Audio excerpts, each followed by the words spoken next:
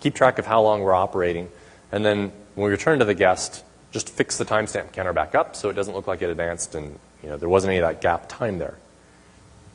And one of the big problems that we look at, though, is that we don't actually exactly know how long it's going to take to return into the guest. Right? There's a single processor instruction that says, when the hypervisor is done, VM run, VM exit, get back into that guest operating system. But based on processor cache, we don't exactly know how many cycles that might take. Sometimes it might take 1,500 cycles. Sometimes it might take 2,000 cycles. There's some variance there. So even if we're trying to fix that up, the guest actually will still see some amount of variance that could still be in some essentially something odd that's going on. So what we realized also is that some software actually needs to know really actually how many processor cycles have actually gone by. An example of this might be something that's keeping track of, for instance, a codec. Like say you have a video codec, taking a stream of video in and transcoding it to another codec. It might actually want to know the fact that it actually just had a big skip in time and it needs to actually throw away or skip some frames or skip some post-processing steps. We have to make sure that that still works right running inside a virtualized environment. So the final conclusion is that, well, we go ahead and allow TSC to go ahead and jump forward, but we'll just guarantee that it never goes backwards in time if we happen to shuffle the processors out. Essentially, the takeaway here is that while there are some things that we could try to do, they're never going to be quite right. And operating system code and applications actually need to know they're being virtualized. They need to know if time actually went away in order to keep processing data and operating correctly. So in the end, we don't mess with it. We just ensure that it doesn't do something completely abhorrent that you'd never see on real hardware, like go backwards.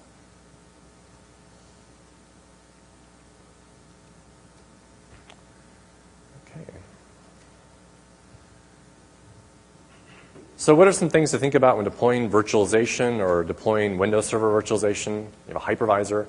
The first one is, how do you patch, how do you update the hypervisor? Well, because the hypervisor under our model is just a device driver inside of that root partition, patching the hypervisor is as simple, as easy as doing Windows Update. How do you consider about managing lots of virtual machines? I mentioned before, imagine a data center of 1,000 machines, each running dozens of virtual machines. Well, we provide some interfaces through System Center for managing VMs. I think one of the more important takeaways, certainly for this audience, where we're thinking about securing systems or finding vulnerabilities and weaknesses in systems, is that root partition is very critical. Right? It's a very critical resource on the network. If it's compromised, all the guests that it's running can be compromised. So there's some really, I think, very fundamental best practice recommendations that I can give around this, which is to think about, this root partition doesn't need to run arbitrary applications. Right? There's really no reason to run services inside the root partition. Right? A web server, database server, things of that sort. The virtual machines are where you want to run those applications. And likewise, the root partition doesn't need to be connected to the internet. Right? There's really no need to expose it to that sort of risk. You want to expose your virtual machines and configure them to be exposed to the internet. The root partition, lock it down. Just have it accessed by a back-end network. If you're concerned about updating, right? So there's a technology, Windows WSUS, that lets you have essentially a back-end enterprise update server. That it's the one that goes out and talks to the internet and gets updates, and then all of the systems on a back-end or management network can talk to it to get updates. So that way the root partition really doesn't have any reason to actually have to have communications and hence exposure to risk out to the internet. Another consideration is we utilize no execute hardware NX in the hypervisor. We won't launch if NX isn't enabled. So all the hardware that we support, 64-bit processors, with virtualization technologies in them, support NX. Just have to make sure that that's turned on in the BIOS. And likewise, virtualization also has to be turned on in the BIOS in order for Windows Server virtualization, the hypervisor, to run.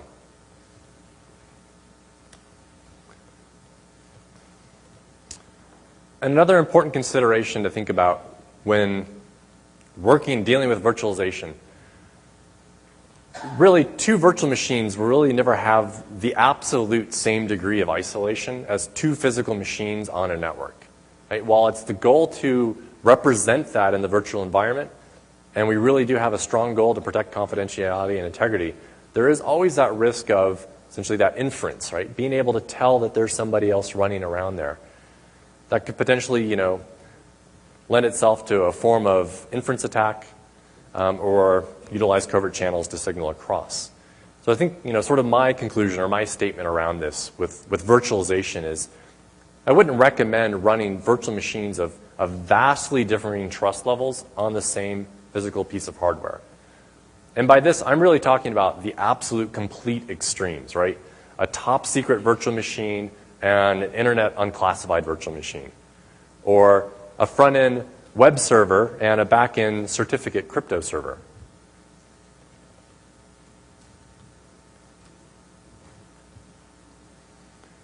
All right. Last couple slides here on some future thoughts on how virtualization is useful or impacts security, right? Things of the security community that we can start to think about using virtualization for. And the first part of that is that there are many types of virtualization. Right? I've been talking about hardware virtualization, but there are higher level forms of OS virtualization and software application virtualization. Essentially, I kind of think about it as the deeper you go, the greater the isolation you get, but the greater overhead there is in virtualization. So machine virtualization, strong isolation, lots of overhead. Right? A Java VM or a CLR VM, right? How much isolation, how much overhead? Right? Probably some amount less. I think we're all pretty familiar. Virtualization is pretty useful for doing virus analysis, right? You can put some potentially hostile malicious code inside of a VM, run it, do some analysis, throw it away when you're done. But it's also important, interesting to think about virtualization deployed in an actual live server environment. If you suspect a virtual machine has been compromised, gives you some pretty powerful tools for doing forensics analysis. Right? You could take a snapshot of that virtual machine while it's running and go off and do some analysis offline to look at what the state, what the contents are, right? To look for evidence or trace of malicious activity. Likewise, you could take a series of snapshots over time and sort of see a progression of action that may have happened inside that VM. There are a lot of things that we're thinking about investing in operating system hardening, given that it's running inside a virtualization environment. You don't have any specific things to talk about today, but there's a lot of very interesting, powerful technology here that could be used to actually, sort of like those enlightenments of taking faster access for devices, ways that we could actually strengthen or harden the operating system security that's running inside of a virtual machine. Things that we could never do with an OS running on a physical box. And the last area is around, virtual machines are most useful, I believe, when you are virtualizing something that would normally be a standalone machine on a network. And so we've talked a lot about servers. There's certainly also the case of having network appliances, say a firewall or intrusion detection system. So what are some ways in which virtualization could be leveraged to actually not just represent physical servers as VMs, but actually network devices as VMs? Virtualization as a technology also brings with it a lot of challenges. Right? Virtual machine to virtual machine network monitoring, right? So normally you have two physical boxes that are talking to each other in a network. You have an opportunity to put an intrusion detection appliance in between them and see the traffic. If two virtual machines are talking to each other over a virtual network, the traffic may actually never leave that server. It might just go across the virtual switch between the two of them. So how do you handle network monitoring in a virtualized environment? I think this is one of the challenges out to the security community to think about ways and the right ways to actually do this. Another big challenge is virtual machine patch levels.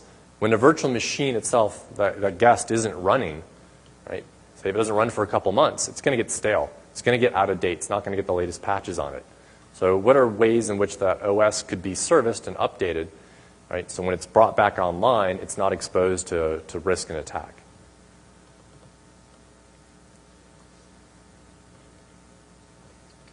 I've already talked a fair bit about that leakage concern, and just simply to say that there really is something here that's a larger attack surface than you really would have on two physical machines. And we have to take that in consideration when we're thinking about securing systems and looking for vulnerabilities. Availability is also always a concern in virtualized environments. I mentioned the sort of flooding attacks. Essentially the notion of having a service level agreement, a guarantee, can certainly be a challenge in a virtualized environment. And then finally, there is the notion of threat of a malicious or an unauthorized hypervisor. I didn't really talk about that much earlier when I sort of had that attack diagram. I was really focusing on a guest getting out. And that's really just because we're talking about, with this, server virtualization. And in a server environment, you're not likely to be running a lot of risky or really any other software at all inside that root partition. And because that's where the hypervisors launch from, and that's where it's launched fairly early on, there's a fairly low risk in a server environment of a hypervisor-based rootkit. But by and large, as we want to see virtualization become more widespread, and certainly on client systems, desktops, laptops, this is a definite concern. And that gets now into some of the future security work. A lot of things that we're working with partners and working with the hardware community and Intel and AMD to make happen. One of the big ones is secure launch. Secure launch is kind of an idea of a facility for launching a hypervisor that can have some notion of policy enforced on it. Right? A signature check, right? A hash and a cryptographic signature check to say, well, who actually supplied this hypervisor? Where did it come from? And have the hardware perhaps do some enforcement to prevent an unauthorized hypervisor, right? One that the machine administrator, machine owner has said, here are the hypervisors I want to run. If it's something else, don't let it run. Right? And I really see this as sort of the way that we actually address and can solve in the future the risk, the threat of unauthorized hypervisor-based rootkits. It also provides hardware protection, hardware mechanisms, so that when the hypervisor is launched by that root partition, the root partition can't tamper with the hypervisor during the launch phase, right? That's one of the risks, one of the threats we have today, one of the reasons why the hypervisor has to trust the root partition. That's something that, with future advancements in hardware, we can address. And the other areas, and some of the other kind of hardware and technology coming down the road that has really interesting security implications is DMA remapping. Intel has their VTD technology. AMD is working with something called IOMMUs. They're essentially very similar approaches to solving a problem of, well, what happens in the future if we actually want to give a guest operating system access to a physical device? Right? Well, he could do DMA attacks to the hypervisor and the rest of the system.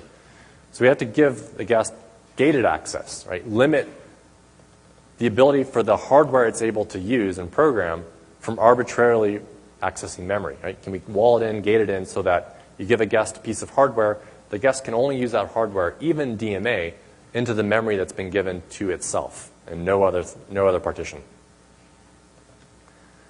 And this type of technology can also be used to address that second threat of the root partition against a hypervisor, is to say that, and a hypervisor can also protect itself from even the root partition, right? So it's the root partition maybe can do DMA into all partitions except for the hypervisor. So in conclusion, hypervisors is some pretty kick-ass technology. Some really exciting stuff here. We're going to have a beta of Windows Server virtualization available with Server 2008, the release, right? So when it's released, the beta is available. And we're also looking at ways that we can actually get it out maybe earlier to you guys to take a look at. Because, right, we want your feedback. This is pretty still early in the development. We're talking, what, it's 9 to 12 months out here. And so it's not fully baked, right? This is a time